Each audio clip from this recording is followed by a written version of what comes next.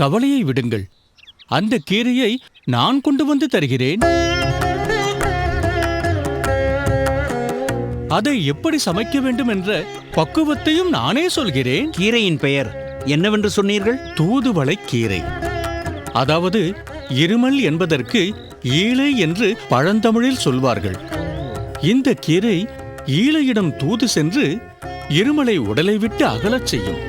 அதனால்தான் தூது ஈழை கீரை என்று இதற்கு பெயர் ஏற்பட்டது. அதுவே பிற்காலத்தில் மருவி தூதுவளை கீரை என்றாகிவிட்டது. விளக்கங்களெல்லாம் சரிதான். ஆனால் என் மீதும் மன்னர் மீதும் உங்களுக்கு என்ன பிரத்யேகமான அக்கறை என்பதுதான் எனக்கு சந்தேகமளிப்பதாக உள்ளது. நான் இந்நாட்டின் பிரஜை அல்லவா? அவர் என் நாட்டின் மன்னர் அல்லவா? என் மன்னர் நன்றாக ஆரோக்கியமாக இருக்க வேண்டும் என்பது ஒரு பிரஜையின் விருப்பமாக இருக்கக்கூடாதா? இருக்கலாம். ஆனால் நீர் இந்நாட்டு பிரஜை என்பதை நான் எப்படி நம்புவது? உங்களின் சந்தேகம் எனக்கு புரிகிறது. திடீரென்று புதிதாய் வந்தவன் புதிதாய் எதையோ மன்னருக்கு சமைத்து போட சொல்கிறானே, எதுவும் ஆபத்தாக முடியுமோ என்றுதானே சந்தேகப்படுகிறீர்கள்? கவலை கொள்ளாதீர்கள். 2 அடுக்கு சோதனைக்கு பின்பே நீர் கீரையை மன்னருக்கு அளிக்கலாம். அதனால் நீங்கள் மன்னரால் புகழப்படுவதும் உறுதி. ஆமாம், அது என்ன 2 அடுக்கு சோதனை? மன்னர் உணவருந்தும் முன் ஒவ்வொரு பதார்த்தத்தையும் ருசி பார்க்கவும், ஏதேனும் ஆபத்தான பொருட்கள் கலந்திருக்கிறதா என்று சோதிக்கவும் ஒருவர் உண்டல்லவா? உண்டு. அவர் 2ஆம் அடுக்கு. அதற்கு முன் 1 அடுக்கு சோதனையை நீரே மேற்கொள்ளும். யோசிக்காதீர். இதே நாழிகையில் இதே இடத்திற்கு தூதுவளை கீரையோடு வருகிறேன். அதை செய்யும் பக்குவத்தையும் உங்களுக்கு சொல்லிக் கொடுக்கிறேன். தூதுவளை கீரையை துவையலாக செய்வதுதான் அதன் ருசியை அதிகப்படுத்தும். இன்றே செய்து பார்த்து சோதித்து நீர் திருப்தியடைந்த பின் நாளை மன்னருக்கு பரிமாறுங்கள். மிக்க நன்றி. உடனே ஏற்பாடு செய்யுங்கள்.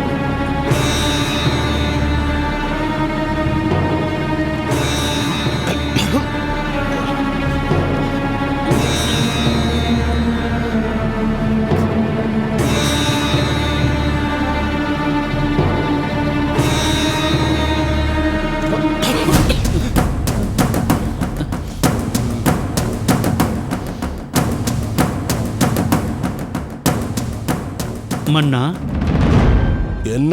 இவைகளில் எதுவுமே தங்களுக்கு ருசிக்கவில்லை என்பதை தங்கள் திருமுகத்தை பார்த்தவுடனே நான் புரிந்து கொண்டேன். அற்புதமான கண்டுபிடிப்பு. உமது பெயர் மட்டும் நலன் என்று இருந்தால் போதாது, சமையலும் நலபாகம் போல் ருசிக்க வேண்டும்.